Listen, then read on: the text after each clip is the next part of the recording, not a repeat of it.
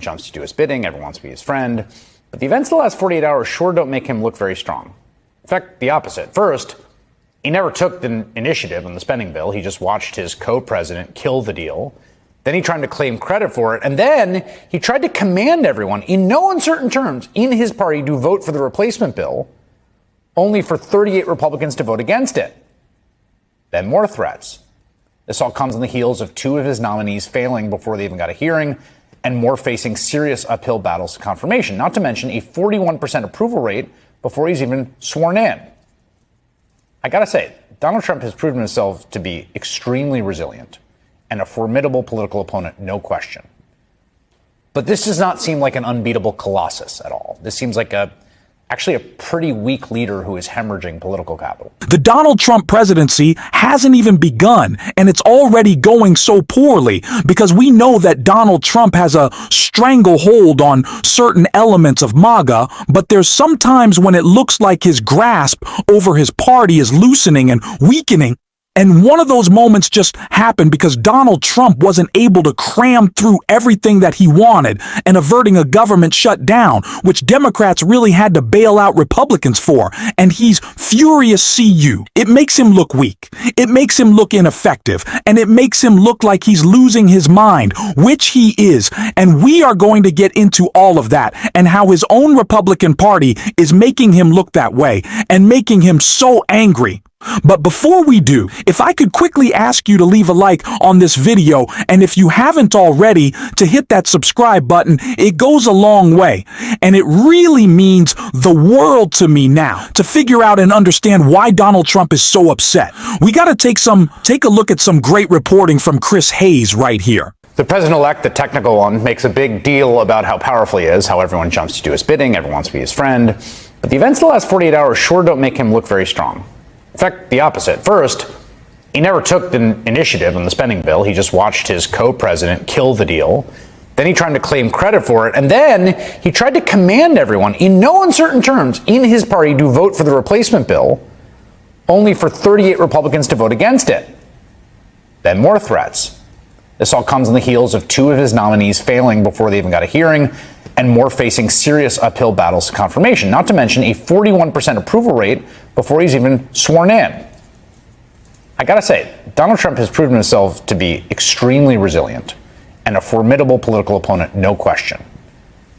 But this does not seem like an unbeatable colossus at all. This seems like actually a pretty weak leader who is hemorrhaging political capital. Fash Shakir is the former senior advisor to Senate Minority Leader Harry Reid. He's currently the executive director of More Perfect Union and a senior advisor to Senator Bernie Sanders, and he joins me now. What's your read on that thesis, that he's actually pretty politically weak right now, or weaker than I think I would have guessed 4 weeks ago? And I would add to that that he seems scared of Elon. And that's something you tend to see, right, a Trump who is in friction and in fights with people who cross him. Certainly that was the purpose of the statement yesterday, right, the threatening of primaries and all that kinds of stuff. That's what he does to people who cross him, who aren't on the same page with him.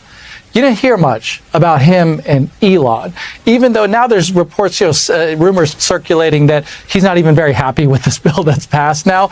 But he's not saying anything about Elon. Elon worked him. Right, when that period, you remember that period of time where he just rushed out to Twitter with his own platform, Elon did, and announced and proceeded to tell the nation what the policy of Trump/Elon Musk's regime is. And there was nothing, there was silence. And it's funny because you think of Trump's weakness.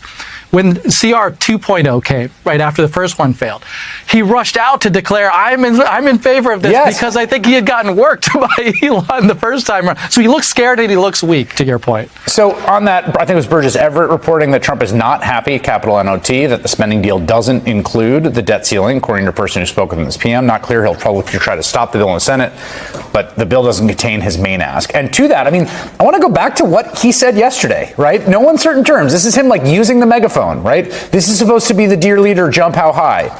If Republicans try to pass a clean continuing resolution without all the Democrat bells and whistles that will be so destructive to our country, all we'll do after January 20th is bring the mess of the debt limit into the Trump administration rather than allowing it to take place in the Biden administration. Any Republican that would be so stupid as to do this should and will be primaried. Everything should be done and fully negotiated prior to my taking office on January 20th, 2025. They all just ignored it. They laughed it off. Nothing. Yeah. That was just Yeah, like, they laughed- whatever. I was also thinking, but you mentioned in the prior segment, the pharmacy benefit managers, the PBMs, literally 5 days ago, it was 4 days ago, he was at his own press conference and he said, we're going to kill the middleman. We're going to go after these PBMs. He lets Elon dictate, no, that's got to come out. Then he lets Elon dictate, no, pediatric cancer research and breast cancer research and sickle cell and Down research, all that's got to come out. He let him dictate the terms even of things that he was proclaiming just like literally days ago that he was for.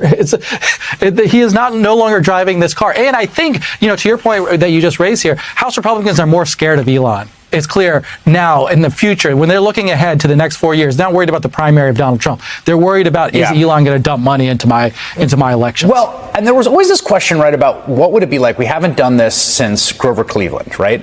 What does it mean to be sworn in as a lame duck? And back then, of course, we didn't have a constitutional amendment with term limits, right? There was just a norm. So, I mean, now it's so this question of what does it mean to be sworn in and be a lame duck immediately, we haven't grappled with before. And the other thing I think that's happening here, I want to get your thoughts on this, is there's actually an ideological conflict. Donald Trump doesn't care about spending and the deficits. In fact, a huge innovation he brought that was very politically advantageous to the Republican Party was like, get rid of the Ryan budget stuff and the House Freedom Caucus and the Tea Party stuff. No one cares about that stuff. And I think that was hugely beneficial. It's been an enormous... Elon Musk seems like he and the House Freedom Caucus are just bringing all of those politics back. And when you had a choice between them, the two of them in the last 24 hours, it's the Elon Musk Tea Party version that won. Yeah, it's the interest also of a billionaire class. When you think about the things that they desperately want, it is the corporate tax rates, the raising of the debt ceiling, those kinds of things, which I think Elon is also pointing towards of the future. It's not, as you're saying, expanding government spending into key areas and domains of the next, administration, which, Trump has made some promises of things that he's going to do for middle class, working class people. That's not aligned with where Elon's thinking what a billionaire class really wants. Now you'll see a lot of Republicans, mostly Steve Bannon and the really extreme members of MAGA, talk about how Donald Trump might run again in 2028. And there's a specific reason they're doing that. It's not just because Donald Trump is a dictator and he's a fascist and he would run again in 2028, but they need that threat. They need the looming threat of more Trump to keep his control over the Republican Party. Because if Donald Trump has gone in 4 years, if he's already a lame duck president, why does MAGA have to listen to him? And that's what they're wrestling with right now. And especially when Elon Musk is promising to fund any primary or any political campaign for the rest of his life with his unlimited wealth. Donald Trump is even losing his control to Elon, who have been kind of bickering lately. There's a bit of tension. There's a bit of back and forth going on there that they don't like. And so, obviously, as we saw in that incredible reporting from Chris Hayes, Donald Trump isn't getting everything he's wanted. He didn't get an expansion raising of the debt ceiling. He didn't get that Republicans turned him down and instead had to be bailed out by Democrats once again because Democrats are the only adults in the room. Donald Trump isn't happy about that, and that's why they're trying to use this looming threat. Sure, of course, it is also because Donald Trump is a wave dictator, but it's because they can already see him losing his political power, and that's exactly why Democrats had to swoop in and on. That I want to take a look at what leader Hakeem Jeffries had to say. House Republicans, House Democrats, Senate Republicans, and Senate Democrats reached a bipartisan agreement to fund the government, keep it open, and meet the needs of the American people. We reached a bipartisan agreement to provide disaster assistance to everyday Americans whose lives have been upended and turned upside down as a result of hurricanes, tornadoes, wildfires, floods, and other types of extreme weather events. We reached a bipartisan agreement to meet the needs of the American people and provide assistance to farmers, families, children, seniors, veterans, men and women in uniform, and working class Americans. House Republicans have now unilaterally decided to break a bipartisan agreement that they made. House Republicans have been ordered to shut down the government and hurt everyday Americans all across this country. House Republicans will now own any harm that is visited upon the American people that results from a government shutdown or worse. An agreement is an agreement. It was bipartisan, and there is nothing more to say. Democrats are the adults in the room. They always have been, and they always will be. And I think it is incredibly important in this moment that has been so much about lowering costs and making sure our government runs better for us, that we point to the inability for Republicans to govern. We show just how incompetent they are and how focused on their own corruption they are, first and foremost. How Elon Musk isn't focused on making eggs cheaper for you. Donald Trump certainly isn't. Elon's focused on putting more dollars in his pocket and stealing those dollars from kids with cancer. That's what Elon Musk cares about. And what is Donald Trump's first focus when he gets into the White House? One, he's going to pardon the January 6th insurrectionist who stormed our Capitol on behalf of him and beat up cops. This violent criminals he wants back on the street. Then what's he going to do? After that, he's going to spend his time with Pam Bondi and Kash Patel, going after Liz Cheney, Adam Kinzinger, Mark Milley, Joe Biden. That's what Donald Trump is going to do, while his MAGA majority in the House and the Senate, they're just all over the place, confused, bumping into each other, bumbling idiots, essentially, who can't govern. Once again, we've been shown Donald Trump's not focused on you or me or cost. Donald Trump is focused on himself, on Elon's own corruption, on his grievance, on his vengeance. That's what Donald Trump is all about. And so we have a unique moment right now to point out what the Republican Party really is,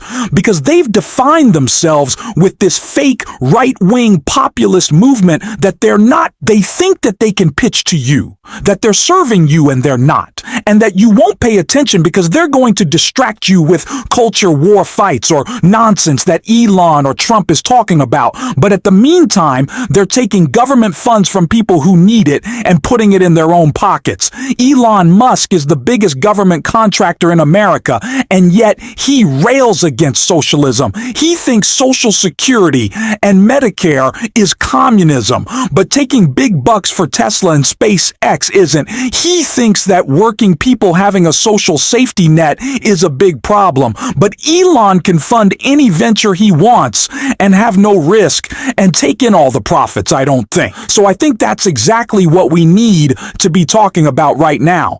In the failures that the Republican Party legislatively continues to put out, they can't govern, but they do greed really, really well. And that is an incredible message that we can continue to push, continue to talk about throughout this entire administration as we figure out how to not only rebrand the Democratic Party, which for some reason isn't looked at as positively as our legislative accomplishments are, and show people that the real elitists, the real corrupt individuals in Washington are all in the MAGA movement. And we need to continue to talk about that every single day on this show as Donald Trump gets humiliated by his own party because they don't want to listen to him anymore.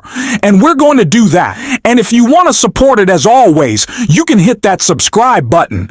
You can leave a like on this video. And if you stuck around to the end, you can drop a blue heart in the comments. And until next time, I'll see you soon.